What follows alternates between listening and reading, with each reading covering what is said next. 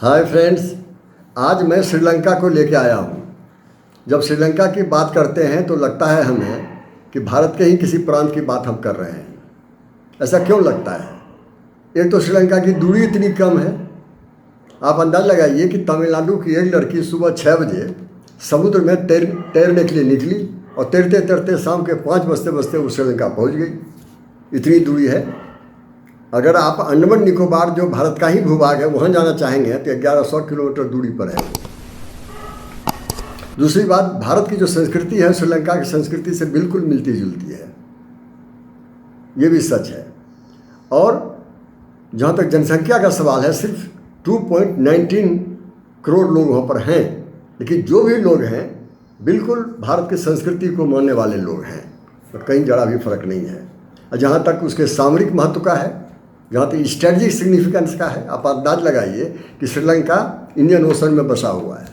चारों तरफ से वो पानी पानी है। इतना ही नहीं बल्कि एक तरफ बे ऑफ बंगाल है, दूसरी तरफ अराबियन सी है।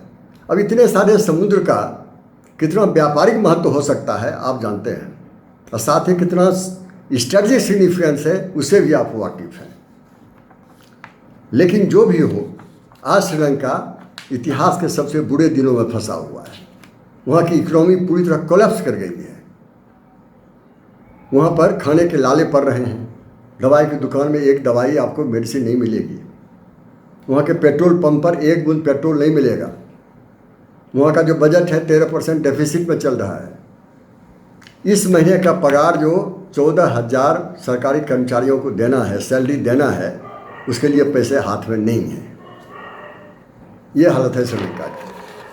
अब ये हालत श्रीलंका की जो हो गई, ऐसा हुआ क्यों? तो उसके अनेक कारण हो सकते हैं। एक तो कारण ये है कि इस बीच में भारत के साथ रिश्ते थोड़ी खटाई में पड़ गई थी।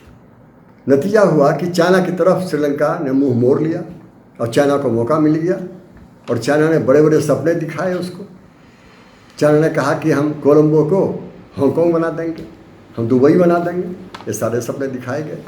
और कोलंबो से लेकर गेल तक का जो हाईवे हम बनाएंगे, दुनिया में ऐसा हाईवे कहीं है ही नहीं। और हम्बन पोर्ट, ऐसा पोर्ट बनाएंगे जो आज तक दुनिया में कहीं पोर्ट नहीं है वैसा। ये सारे सपने दिखाए गए और श्रीलंका सपनों में खोया रहा और धीरे धीरे चीन के कर्ज में डूबता चला गया। ये सच है। आज श्रीलंका के ऊपर करीब $51 बिलियन का कर्ज है। उसमें से सिर्फ $7 बिलियन चाइना का ही है।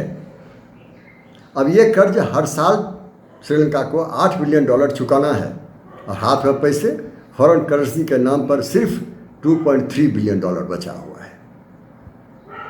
और भारत, ठीक है, भारत बुरे दिनों में, जहाँ तक श्रीलंका का सवाल है, वो आज भी खड़ा है श्रीलंका के साथ। भारत का इतिहास भी ऐसा ही रहा है। कभी पड़ोसियों की परेशानी से मुंह नहीं मोड़ा है भारत ने। भारत ने $1.9 बिलियन उनको दे चुका है। 1.5 बिलियन भी देने वाले हैं। करीब 65,000 टन खाद वहाँ भेज चुका है भारत में, और 4 टन ईंधन वहाँ भेजा है भारत ने। अब बहुत सारी ढेर सारी दवाइयाँ भी भेजी हैं। भारत की गरिमा है, भारत का इतिहास है। आप जानते हैं, श्रीलंका भी जानता है कि 1950 में जब नेपाल में वहाँ के राजा को घर में कैद कर दिया वहाँ के प्रधानमंत्री ने, कि रातों रात इंडिया का हेलीकॉप्टर गया, राजा को घर से निकाला और दिल्ली ले आया। वहाँ के प्रधानमंत्री को ही बुलाया, दोनों में समझौता करवाया और 1950 में ही दोनों को वापस कर दिया। ये भारत है। और इंडोनेशिया वहाँ के सबसे बड़े नेता को घर में बंद करके अंधेरे में डाल दिया। फिर वही रात में हेलीकॉप्टर जाता है, वहाँ के छत पर उतर जाता है और छत के थ्रू ही उनको बाहर निकाल के इंडिया ले आता है। बांग्लादेश की आज़ादी का जहाँ तक सवाल था, भारत ने छाती खोल दिया परमाणु बम के सामने। और श्रीलंका को भी अच्छी तरह मालूम है कि राजीव गांधी ने अपनी जान की बलि दे दी है उसी श्रीलंका के लिए, ताकि वहाँ शांति रहे, सुरक्षित रहे लोग वहाँ पर। यहाँ से IPKF जब गया तो करीब 1500 हमारे सैनिकों ने, भारतीय सैनिकों ने वहाँ पर अपनी बलि दे दी, शहीद हो गए वो। उसी 1500 सैनिकों के खून में, रक्त में $1500 बिलियन भी इंडिया का गया। उसमें $1500 बिलियन उसमें खर्च हुए इंडिया के। ये सारी परेशानियां भारत ने भुगता है अपने पड़ोसियों के लिए, और श्रीलंका के लिए ऐसी परेशानी भुगता है शायद दुनिया में कोई और उदाहरण नहीं है। श्रीलंका को ये अच्छी तरह पता है। तो इतनी सारी बातों को जानते हुए अब चाइना ने मुंह मोड़ लिया है, फिर भी भारत उसके साथ खड़ा है। अब देखना है कि श्रीलंका किस तरह से उभर जाए वहाँ से। ये सारी बातें तो इतिहास की बात हुई, लेकिन आज का सच ये है कि आज भी भारत श्रीलंका के साथ खड़ा है। बहुत सारी मदद भारत ने श्रीलंका को दिया है और दे रहा है। इसके एवज में जो त्रिकोणमली का जो ऑयल बेल्ट है, तेल का क्षेत्र है, वहाँ एक समझौता के अनुसार भारत को तेल निकालने का हक मिला है, और साथ ही एक बिजली का प्लांट भी बनाने का भारत को हक मिला है। वहाँ बिजली की भी बहुत बड़ी परेशानी है श्रीलंका में, ये भी सच है। 15-15 घंटे तक बिजली लोगों को नहीं मिल रही है। जो भी हो, इतनी सारी परेशानियों के बीच में एक सवाल उठता है, क्या इन सारी श्रीलंका की इन सारी परेशानियों का कारण मात्र चाइना ही है? सिर्फ चाइना जिम्मेवार है? नहीं, चाइना ने तो मात्र 12% का लोन दिया है। बाकी लोन तो IMF से मिला है, वर्ल्ड बैंक से मिला है, एशियन डेवलपमेंट बैंक से मिला है, भारत से मिला है, जापान से मिला है। तो अकेला चाइना कैसे जिम्मेवार हो सकता है? अगर वो कर्ज में डूब गया तो अनेक कारण हो सकते हैं। और अब सवाल उठता है, क्या अकेला भारत श्रीलंका को उबार लेगा इस परेशानी से? बिल्कुल नहीं। भारत को अपनी भी बहुत सारी परेशानियां हैं, और साथ ही साथ बहुत सारी गलतियां खुद श्रीलंका ने की है, जो खुद ही उसको सुधार सकता है। 2019 में बहुत सारे टैक्स माफ़ कर दिए गए। नतीजा क्या हुआ कि खजाना खाली होता गया। बहुत सारे लोक लुभावन एजेंडे को चलाया, जिसमें सिर्फ पैसा लगा, उसमें कोई भी आय नहीं थी। इन सारी परेशानियों के बावजूद एक बड़ी परेशानी जो श्रीलंका ने जानबूझ के किया, उसको टाल सकता था, जैसे बहुसंख्यकवाद। जो मेजोरिटी में लोग हैं, मेजोरिटोरियनिज्म, मेजोरिटी में लोग हैं सिंगलीज, उन्होंने मुसलमानों को सताया, ईसाइयों को सताया। हलाल के नाम पर मुसलमानों की दुकान जलाए गए, मस्जिद जलाए गए। ये सारी परेशानी हुई है वहाँ पर। इन सारी परेशानियों में ध्यान बढ़ जाता है। आर्थिक विकास से ध्यान बढ़ करके ऐसे कामों में जाता है जहाँ कोई फ़ायदा नहीं है। तो दूसरी बात देखिए, 1987 में इंडिया और श्रीलंका के बीच में एक समझौता हुआ था। उस समझौते को आज तक लागू नहीं किया गया। अगर लागू किया गया होता कि तमिलों को बराबरी का हक मिल गया होता श्रीलंका में, उन्हें बराबरी का हक नहीं मिला है आज तक। इस पर श्रीलंका को ध्यान देना बहुत ज़रूरी है। इन सारी परेशानियों में एक और सच है कि ठीक है कि चाइना भी एक कारण हो सकता है इस परेशानी का, और भी कारण खुद श्रीलंका खुद भी जवाबदेह हो सकता है। लेकिन और भी कुछ परेशानी हुई है जो दुनिया के पैमाने पर हुआ है। ग्लोबल फैक्टर्स हैं जिसके कारण श्रीलंका के ही नहीं पूरी दुनिया में परेशानी फैली है। अब देखिए कि ये यूक्रेन का और रशिया की लड़ाई हो गई, युद्ध हो गया। यूक्रेन से जो रशिया से जो सामान आना था वो बंद हो गया।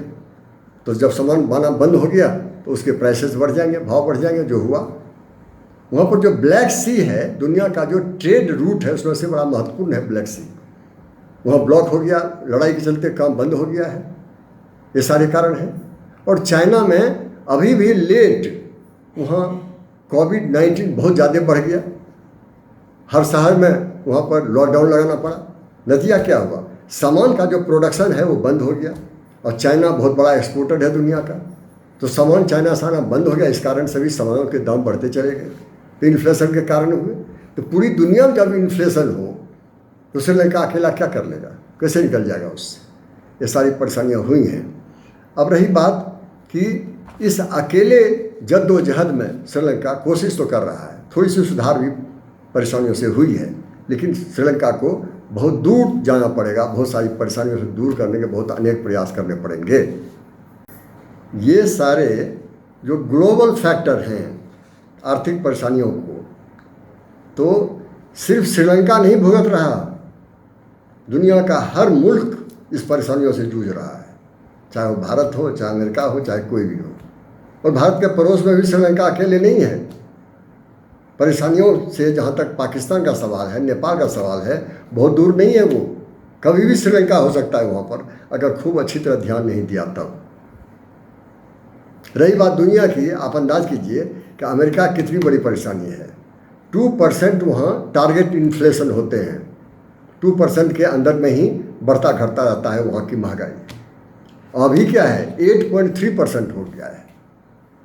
नतीजा क्या हो रहा है कि वॉलमार्ट जैसी बड़ी कंपनियां परेशानियों में पड़ गया है, सामान उसके बिकने रहे हैं। लोग सोचते हैं कि जो ज़रूरी सामान हो वही खरीदो, खाने पीने का, कपड़े या और भी सामान बाद में खरीद लेंगे जब भाव कम होगा। नतीजा क्या हो रहा है कि दुकान में सामान पड़े हुए हैं, खरीदने वाला कोई नहीं है, तो स्वाभाविक है दुकान में सामान नहीं आएंगे, प्रोडक्शन कम होगा, इससे बेकारी की समस्या बढ़ेगी। और साथ ही साथ वॉलमार्ट को सोचना पड़ रहा है कि हम छटनी करें, जो लोग हमारे एम्प्लॉयज़ हैं उसको कम कर दें। तो अमेरिका को ये परेशानी है। भारत भी बहुत दूर नहीं है, परेशानियों से जूझ रहा है। अभी तुरंत तो भारत के लिए कोई परेशानी नहीं है, क्योंकि इसके पास जो करेंसी है, ग्लोबल करेंसी, वो काफ़ी है, कम से कम 1 साल तक आयात का भुगतान करता रहेगा। 7 महीना ही काफ़ी होता है कि भारत के पास 1 साल का है। तो इस परेशानियों से भारत उबर सकता है, ऐसी बात नहीं है। लेकिन ऐसा नहीं है कि भारत को ध्यान नहीं देना है। भारत को खूब अच्छी तरह से ध्यान देना है कि आयात पर जो भारत खर्च कर रहा है उसको कम करे। कैसे कम करे, भारत को देखना पड़ेगा। इन सारी परेशानियों के बीच में जो परेशानी है, जैसा कि मैंने कहा कि श्रीलंका की परेशानियों का कारण वहाँ पर सिंघलियों द्वारा अल्पसंख्यकों पर दबाव डालना भी है, मुसलमानों पर, ईसाइयों पर। भारत में भी लगभग ऐसे ही सिनारियो है, वैसे ही तस्वीर भारत में भी दिखाई दे रहा है। उससे भारत को बचना पड़ेगा, बहुसंख्यक बात से बचना पड़ेगा। ये धार्मिक जो मुद्दे उठाए जा रहे हैं उससे भारत को बचना पड़ेगा। ये जात पात की जो बातें चल रही हैं उससे भारत को बचना पड़ेगा। नहीं तो क्या होगा कि आर्थिक और विकास के मुद्दों से ध्यान हट करके वहाँ जाएगा जहाँ पर सिर्फ निगेटिव बात ही होती है, कभी पॉजिटिव होता ही नहीं है। ये अपने हाथ में है और कर सकता है, करना चाहिए। हर मुल्क के लिए ज़रूरी है, सिर्फ भारत के लिए नहीं, ऐसा नहीं है। अभी हिंदी थोपी जा रही है, बहुत सारे स्टेट है कह रहे हैं हमारे ऊपर हिंदी थोपे जा रहे हैं। इस सब से भारत को बचना पड़ेगा ताकि एकजुट होकर के भारत आर्थिक समस्याओं से जूझ सके, आर्थिक विकास कर सके। ये सारी जरूरी है। लेकिन ऐसा भी नहीं है भारत ने कुछ तैयारी नहीं की है। भारत आर्थिक परेशानियों में न पड़े इसके लिए भारत ने क्या किया, गेहूं का जो निर्यात था तुरंत रोक दिया उसको। इसके चलते किसानों की परेशानियां बढ़ी हैं, व्यापारियों की परेशानियां बढ़ी है, लेकिन भारत ने किया है, ये बात है। अभी अभी तेल पर जो एक्साइज ड्यूटी था उसको कम कर दिया है सेंट्रल गवर्नमेंट ने भी, बहुत सारे स्टेट गवर्नमेंट ने भी। ये सराहनीय कदम है, अच्छा हुआ है ये सारी बातें। इन सारी बातों के साथ साथ रिजर्व बैंक ऑफ इंडिया ने क्या किया कि जो निवेश होता है, जो इन्वेस्टमेंट होता है, जो एफडी वगैरह होते हैं बैंक में, उस पर इंटरेस्ट रेट बढ़ा दिया है ताकि लोगों के हाथ में पैसा रहे और सामान खरीद सके, इस महंगाई में जीना सीख ले। लेकिन ये भी सच्चाई है कि आज तक के इतिहास में भारत का सबसे अधिक महंगाई, सबसे अधिक इन्फ्लेशन 15.5% हो गया है। आज तक कभी ऐसा नहीं हुआ था। इसे बचने के लिए जैसा मैंने कहा कि बहुत सारे प्रयास भारत ने किए हैं, लेकिन और भी प्रयास की ज़रूरत है। खास करके सामाजिक स्तर पर, राजनीतिक स्तर पर ध्यान न बटे, ऐसा देखना जरूरी हो जाता है। अब ये देखिए कि 2014 में चाइना का एक सबमरीन जो वाटर पोर्ट चाइना बना रहा है श्रीलंका में, वहाँ के खड़ा हो गया। भारत ने तुरंत खड़ा होकर प्रबल विरोध किया इसका, और अमेरिका ने भी साथ दिया भारत को। ये वहाँ पर कहीं ऐसा नहीं हो जाए ये पोर्ट जो है वो सैनिकों के लिए चाइना दुरुपयोग करे उसका। तो अगर चाइना दुरुपयोग कर रहा है श्रीलंका का, तो भारत विरोध के लिए खड़ा हो जाता है। और भारत के साथ और भी दुनिया के देश हैं जो भारत को साथ देता है। अब ये सब मिला करके ये सच है कि तुरंत भारत श्रीलंका की तरह यहाँ की इकोनॉमी कोलैप्स होने वाली नहीं है। बहुत स्टेबल इकोनॉमी है भारत की। लेकिन ऐसा भी नहीं है कि भारत को ट्रबल नहीं है या भारत की परेशानी नहीं हो सकती है। भारत परेशान भविष्य में हो सकता है, उसकी तैयारी भारत को करनी चाहिए और कुछ हद तक कर भी रहा है। और सामाजिक स्तर पर जो नहीं कर पा रहा है उसको भी करना चाहिए, ये बहुत ज़रूरी है। इन्हीं बातों के साथ मैं अपनी बात समाप्त करता हूँ। Thank you very much to each and every one of you.